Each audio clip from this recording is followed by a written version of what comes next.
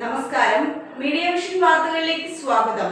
പേരാമ്പ്ര ചേനോളിയിലെ ചെങ്കൽ ഗുഹ 3 തുറന്ന് പരിശോധിച്ചു.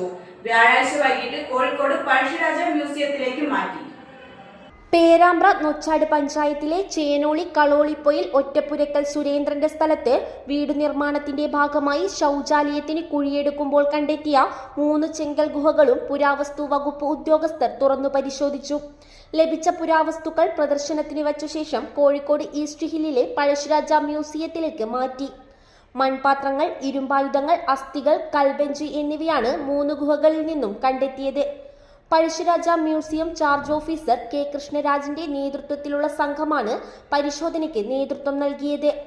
മഹാശിലായുഗ സംസ്കാരത്തിന്റെ ഭാഗമായി മൃതദേഹം അടക്കം ചെയ്യാൻ ഉപയോഗിക്കുന്ന സ്മാരകങ്ങളായ കൽവെട്ടറകളാണ് ചേനോളിൽ നിന്നും കണ്ടെത്തിയത്. 2000 മുതൽ 2500 വർഷം വരെ പഴക്കമുള്ളതാണ് ഈ ഗുഹ എന്നാണ് പ്രാഥമിക നിഗമനം. ഒരു കുഴിയിൽ തന്നെ അടുത്തടുത്തായാണ് ഗുഹ കണ്ടെത്തിയത്. 3 ഗുഹക്കകത്തും ഓരോ അടുപ്പുകളും കാണാൻ സാധിച്ചു.